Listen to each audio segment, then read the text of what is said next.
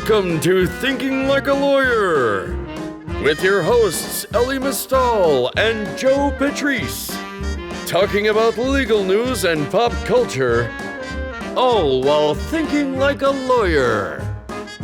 Here on Legal Talk Network. Hello, welcome to another edition of Thinking Like a Lawyer. I'm Joe Patrice from Above the Law, and with me, as always, is my colleague Elie Mystal. War. Good God, y'all. What is it good for? Absolutely. Yes. No, not yes. Nothing. Nothing is your line there. Yeah. I threw it to you for the nothing. Right. Who sang that song? I actually don't know. Yeah. Well, it might have been me. You know, let's keep it. Let's keep it with the original, which I. God, you know, I used to, right? How do we not know this?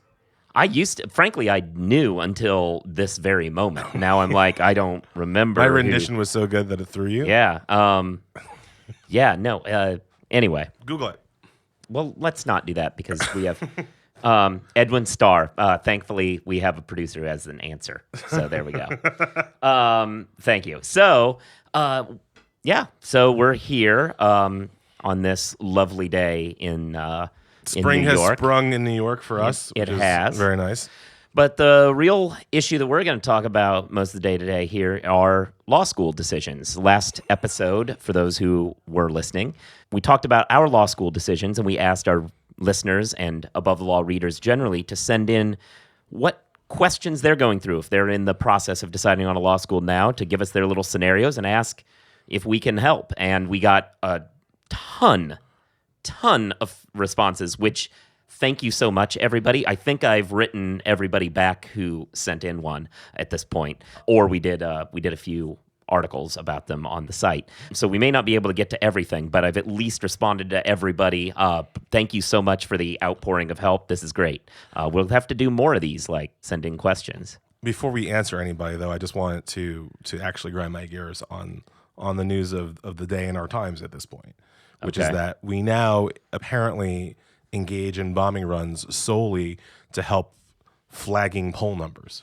I mean, I don't think that's particularly. You don't think that's true? You don't think new that the reason we made a movie about it in the late '90s. I mean, it's a well-known phenomenon. I don't think this is different. You're saying you don't think it's new. You think it's always been okay for the president to okay. bomb other countries just because their poll numbers are bad. Okay, no, but that it's happened, yes. There's nothing unique about what has happened, is what I'm saying.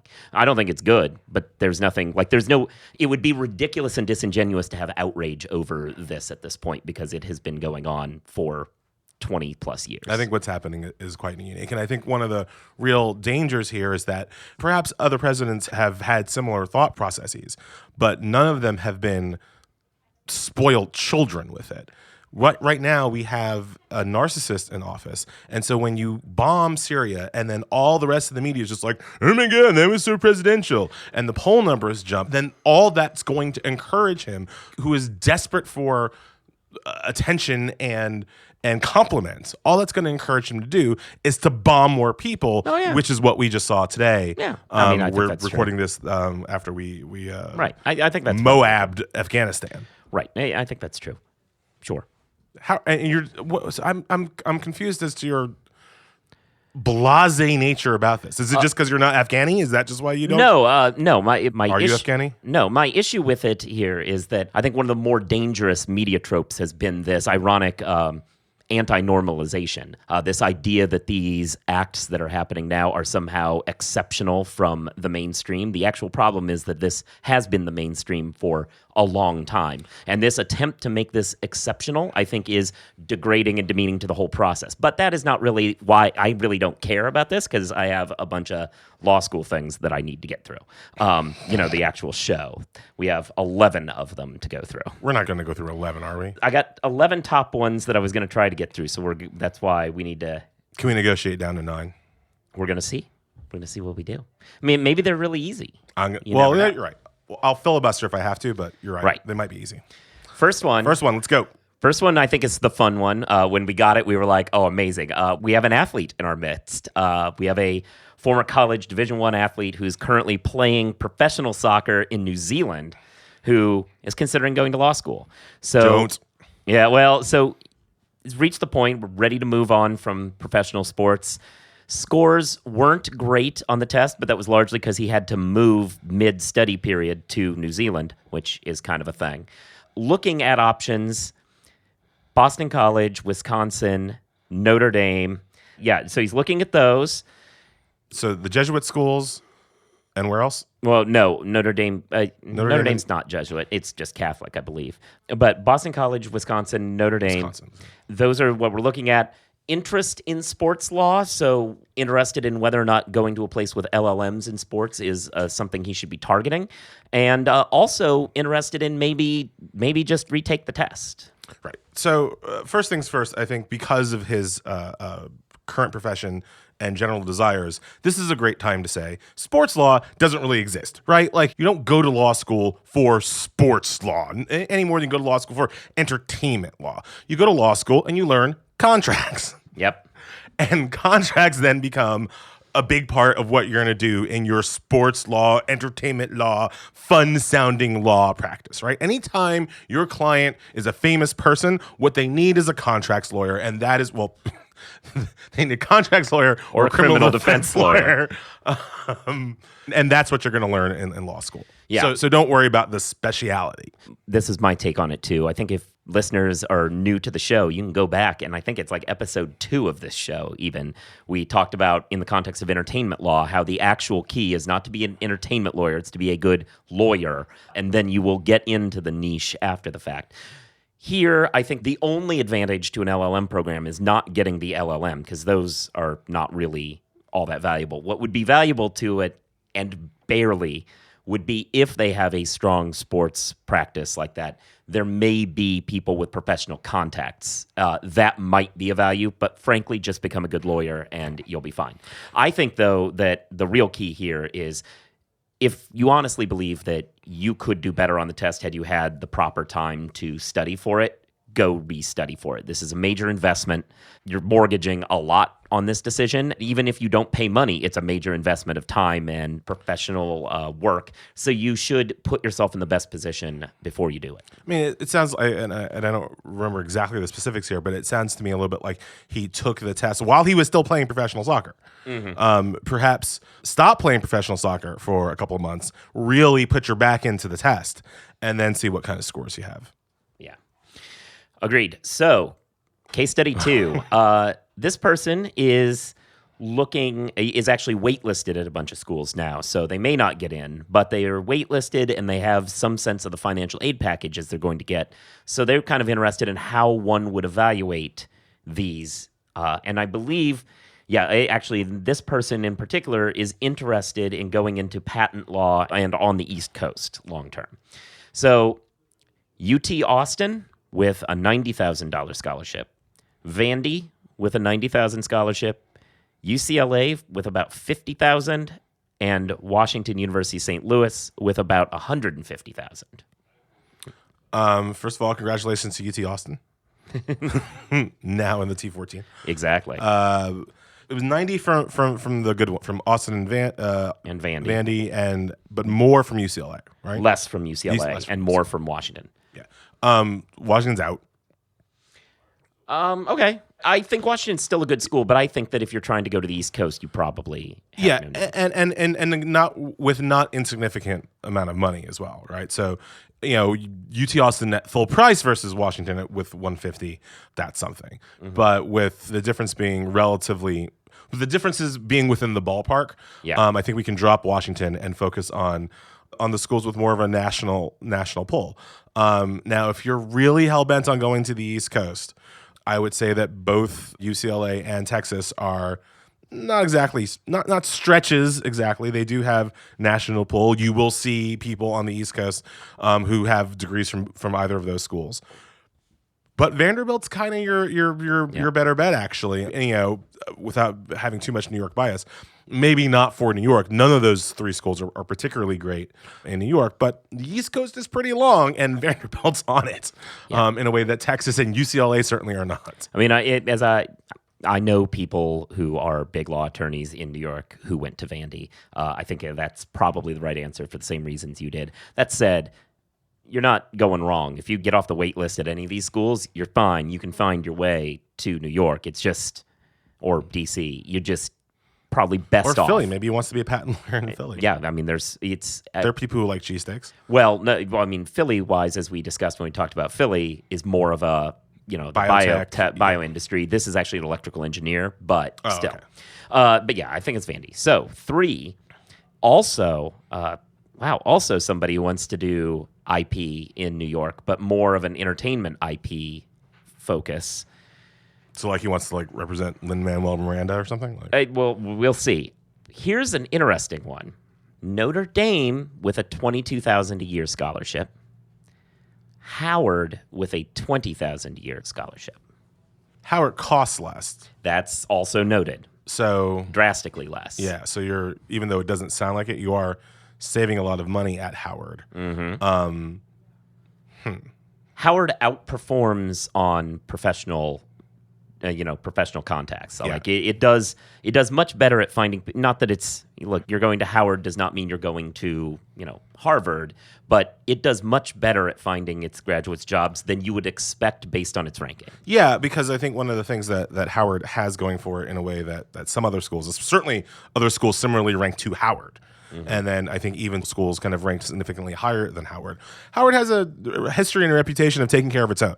It's somewhat easier to go kind of into a Howard law grad's office and be like, hi, I went to Howard too. Take me out for coffee, take me out for lunch, tell me, what you can tell me, in a way that doesn't happen in quite the same way at some of the other schools that are even ranked much higher than Howard.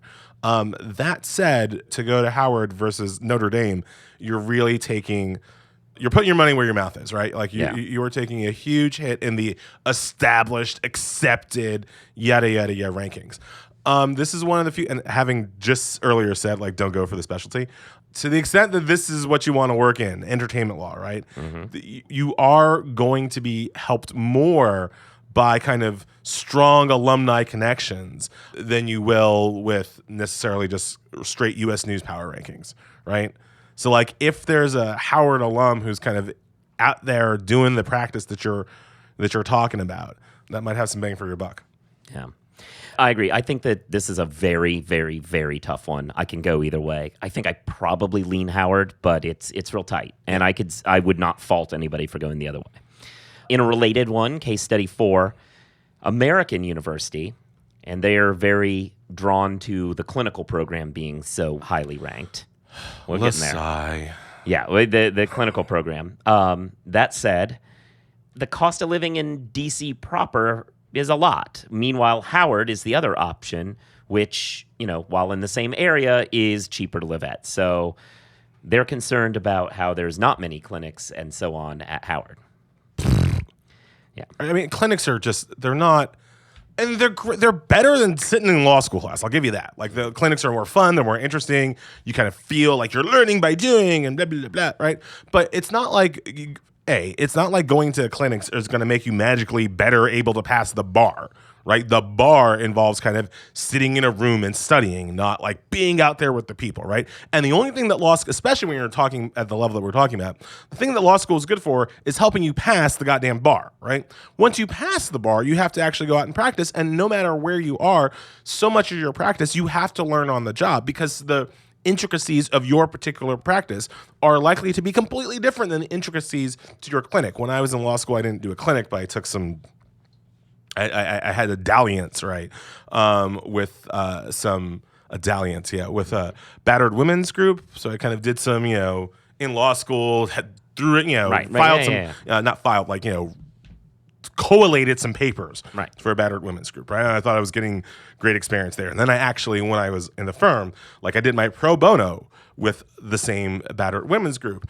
The law school experience had almost nothing to do with the actual experience of working for them pro bono, which then itself had almost nothing to do with my actual practice, right? Yeah. So I'm not saying that clinics are bad. They're actually, you could make an argument to me that I would probably agree with, that if we're going to have a third year of law school, it should all be clinics. But I struggle to see how a strong clinical program is really something that needs to be that should be a weighted factor, a deciding factor in your law school decision. Agreed. It should not be at all, I would say. I like clinics, and I think they're very valuable. They are nice toppings on your cake. They are not anything you should make a decision based on, because you're going to learn most of what it takes to actually be a lawyer in the job market, ultimately. It is useful. I've written before that what's most useful about a clinic is learning what it's like to have a lawyer as a boss. That's kind of useful, because that's a thing that's hard for some people to grasp. And having somebody expect you to make deadlines and what it should look like, that is a useful practice. Having somebody with no social skills expect you to make deadlines. Exactly. So there's some value on that front, but do not make a decision based on that. So that's another vote for Howard. Yeah, I think that's another. Yeah, Howard's like coming up roses in our way of doing this. All right, so 5, we have somebody who's narrowed it down to Tulane and Emory, looking for a JD/Masters of Public Health program. From New Orleans, though. So I remember this. Yeah, so from New Orleans, so it'd be much cheaper to go to Tulane. But scholarship-wise, they're only getting $7,000 more per year at Tulane. So they'll get $7,000 more and not have living expenses versus going to Atlanta and getting $7,000 less and having to pay to live there. I mean, my thoughts on this, I know people who've been in the Emory JD MPH program, so I have a little bit more of a sense of it.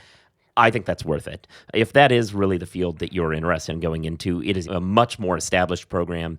You have the CDC there, the places where you can work and utilize that good professional context. If that's the industry you want to go into, I think it's worth. I rarely say pay more money, but I think it's worth it, especially when it's such a small gap. I'll make a slight argument here for Tulane, and it's only because the questioner is from New Orleans. Right. And so, one, there is potentially maybe they want to stay there. You don't know. Right? Like, so if you wanted to stay in your hometown, you'd be better off going to Tulane as opposed to going to Atlanta and then having to come back. But the big reason why I point out that the person's from New Orleans is that I don't know a lot of people from Emory. I know a lot of people from Tulane. And one of the things that happens, they say, is that when you have people from out of state who try to come to school at Tulane, they just ain't prepared to handle the New Orleans aspect of it and kind of end up on fucking, hurricaning themselves through college or law school, right? You have to be used to what New Orleans, I think, has to offer before you can credibly go to school there. This guy or girl apparently has, and so that they'll be able to handle the New Orleans aspect of the Tulane education. Fair enough. So, case 6. UConn versus Boston College. Situation. For basketball? Yeah. Situation, full ride to UConn and could live at home if needed to. Boston College, about half scholarship, estimating that they'd end up with around $150,000 in debt if they went to BC. Also of note, hoping to work in public defender world.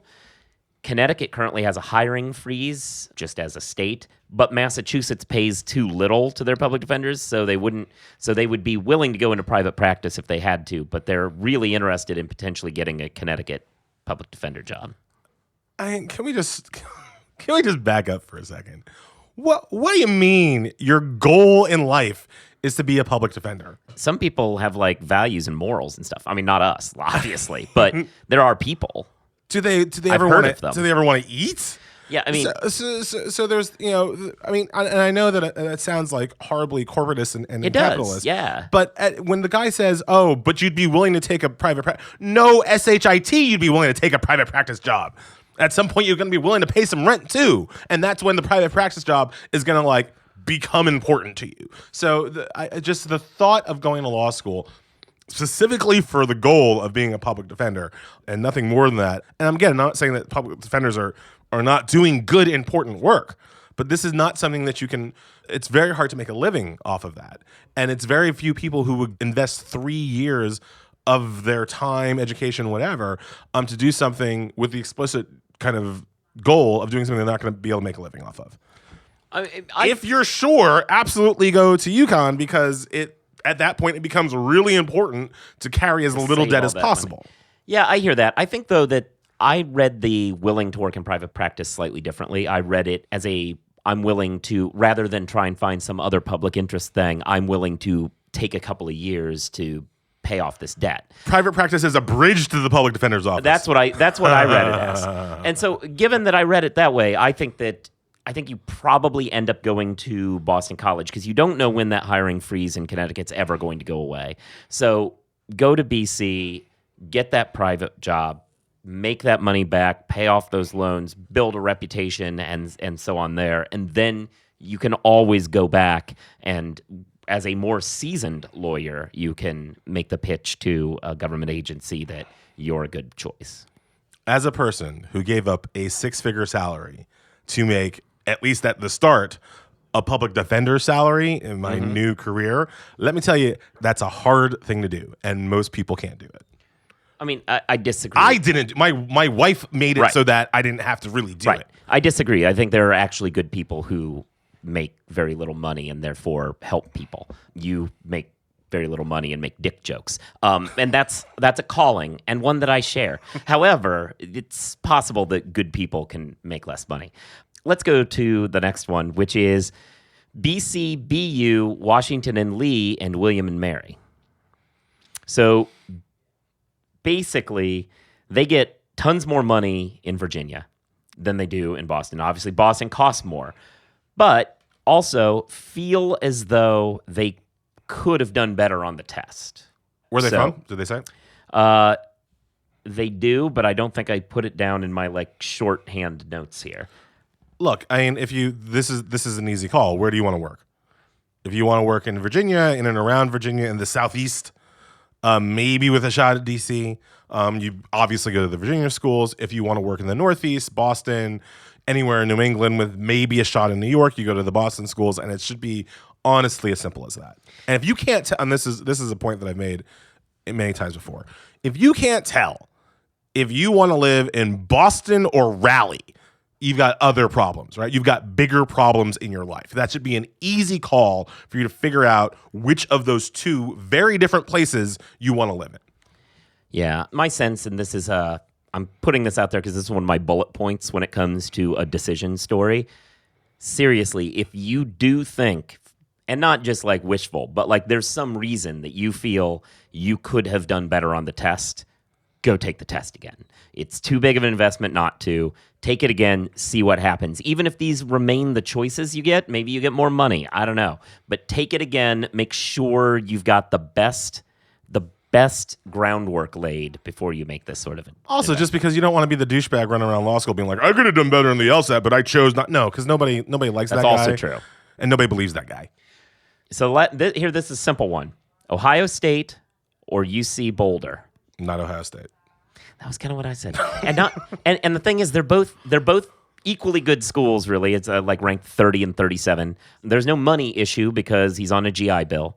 It's just Thank you for your service. Yeah, it's just where do you want to be? And I was like, I don't want to be around people who just talk about the Buckeyes all the time if I can avoid it, you know? Not Ohio State.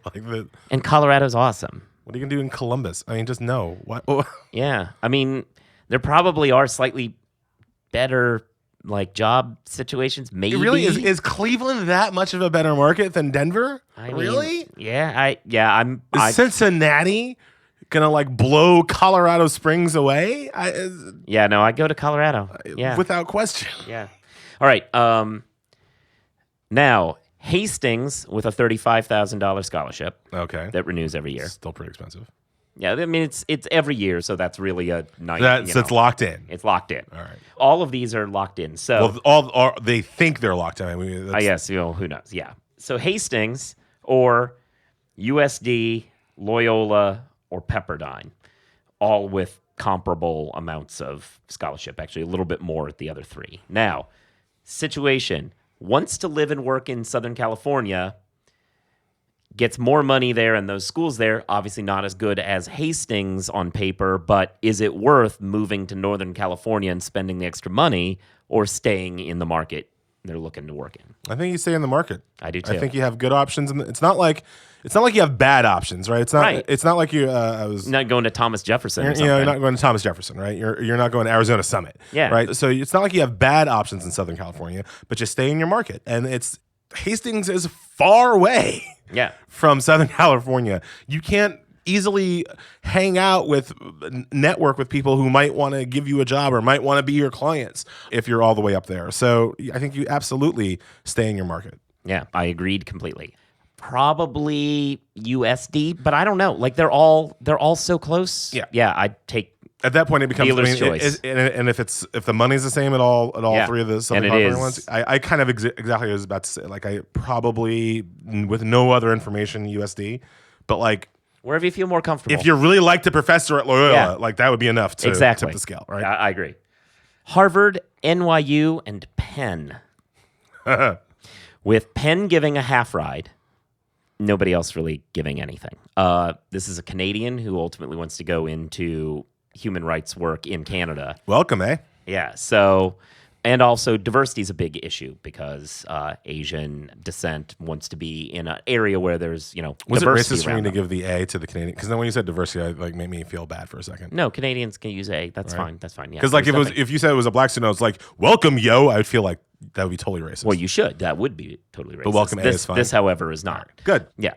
And, with dirty Canucks. Pour the Labatt's. Dirty Canucks anyway. We're in hockey season. We're in the hockey playoffs now. All bets are off. We're beating the Canadians right now. We are. So Harvard, NYU, Penn with the half ride at Penn. Because you know what I'm going to say. So do you have anything to? HLS is kind of their dream since forever, but it's 200,000 plus in debt. I mean, saying, are you going to make are you Joe Yeah. going to make an argument for Penn? Yes, because that's the obvious answer. You're getting money at Penn. Penn is a elite school. It is actually higher ranked than the other two in our rankings for a reason. It is not higher ranked in the U.S. News rankings, but it's right there with them. You're trying to work in a nonprofit sector, so the idea of blowing a bunch of money that you don't have when you could be getting a half ride that makes the deal. Yeah. So here's the thing, right? To me, there are only three schools that earn your full price, and it's Yale, HLS, and Stanford. Like those three schools are just at a cut above. And one of the things that is different about them that no other school has is that when you go to one of those three schools, nobody really asks you ever again, why did you go to the law school you went to? Right? It's just, you went to a good school. It's taken off the top. It's baked into the price. When you're talking about doing human rights work, I totally understand your point that decreasing your debt load is important if you're going to want to do something that maybe is not going to pay the highest salary. However, if you're doing that work as well, it's sometimes good to be around all of the impossibly rich people that you were going to come in contact with at an HLS in a way that that cut different impossibly rich people than you'll come in contact with at Penn or NYU. How often have your impossibly rich connections at HLS bailed you out? Oh, wait. I mean, I've got this job, right? Right, but not through HLS connections. Sorry, kinda, right? I mean, like lat pulls. Like, why does lat pull my resume out of the pile? Like, that's the kind of thing that HLS gives you. Like, I mean, yeah, I guess HLS, Yale, NYU, Columbia, Western New England. What? No, we don't hire necessarily on those grounds, and there's reason. I think that not anymore. And look, I think that we're dealing with in the nonprofit world. We used to have a nonprofit. We have columnists still, but we had a columnist who worked in the nonprofit sector who wrote about how most of the big movers and shakers in that field did not go to high-end law schools. And part of the reason is they didn't do that, didn't get debt, and then they thrived in this industry. We agreed that the worst answer here is NYU at full price. Yes. And I mean, I went to NYU, and as you know, I have it tattooed across my back and everything. But no, it's obviously the wrong answer. I mean, I obviously think that the best thing about this guy is that, or girl, is that she's dealing with wonderful options, right? Like, yes. It's hard to screw it up at that point. I mean, it's easy to screw it up when you get there and then you have too much cocaine and fail the bar. But assuming that you get on this train and you take it to its logical conclusion, you're dealing with relatively good options. Look, Penn for half price is in nobody's estimation, is Penn for half price a bad deal. Yeah. I mean, so this is not the actual decision, but let's hypothetical twist it a little bit. If it replaced Penn with, not to pick on them, but BU. Replace Penn with BU, now we have something to really talk about. We're like, yeah, you're not, spending the extra money is probably worth it to go to Harvard. You're dealing with another top 10 school, kind of. So at that point, just take the money. I mean, you're really talking about paying $50,000 extra a year for the HLS stamp. Right. In an industry that may or may not really care about those kinds of gradations. Yeah, again, it's not like it's BU. And our public interest guy would have said, frankly, going to the BU or the UMass Dartmouth, for that matter, would probably be a better move for you in a public interest sphere because they don't care as much about prestige. But even if they did, there's not really a giant prestige trade-off. It's a pretty real stamp, though, yeah. Sure. I'm not sure if it's a stamp that's worth $100,000, but it's a pretty real stamp. Sure, but I mean... it's worth X, right? It might not be worth what it might... The delta might be too great in money between HLS and Penn. Agreed. But there is some delta. Where would it be justified? Look, I want to go into private practice for a while, ultimately with an eye towards government service, not as a public defender, but as, the sort of person who creates the awful situation where people need public defenders. I want to go into that kind of work, and I want to be a circuit court, at least a circuit court clerk, whatever. If these are the goals that are being talked about, then obviously paying the extra for Harvard is worth it. Here, that's not the discussion. I think you talked me into it. I think you talked me into it. Yeah. All right. Good. Go Penn. Yeah. There we go. So actually, I actually recopied one of these, so that was the last one. Woo! We did 10, so it wasn't 11. Woo! Yeah. So there we go. Thank you, everybody, for sending things in. We need to do more of these. We'll have a normal episode next, but we need to think of some other things that people can write in to us about. I think, and I hope people who are listening notice that 10 answers we gave, I think 8 of them we suggested the lower ranked school. I think that might be right. One of the things people need to remember is that the U.S. News is just a listicle. If it was called the BuzzFeed listicle of top 200 law schools, people would pay it exactly the amount of respect it deserves. I think that's right. Our list, it's just a listicle. You really have to adjust these things to your own personal situation, and you should never, ever, ever be in a situation where because one school is ranked a couple of spots higher than another school, that becomes your decision-making process. Yeah, that's absolutely true. I fully co-sign that. We'll have other things where we ask you to write in going forward. In the meantime, just go ahead and write us things. I mean, absurd stuff. We might talk about it. Who knows? Elie NYC. Yeah. At Elie NYC on Twitter for him, at Joseph Patrice on Twitter for me. For both of us, you can write us at our emails, which are Elie@abovethelaw.com and Joe@abovethelaw.com. You should be listening to this show, subscribing to this show, giving reviews to this show, writing reviews to this show that help the algorithms push it up and make more people, when they type in law in their search, it comes up higher. You should also get the Legal Talk Network app. That way you can listen to all the other offerings of Legal Talk Network, which are, also very good. I mean, not as obviously as good as us, but they're trying, and that's what really matters. No, but we are going to really give them a gentle ribbing there, mostly because we're not sure that they listen this far in. So with that said, thank you so much for listening, and we'll be back soon.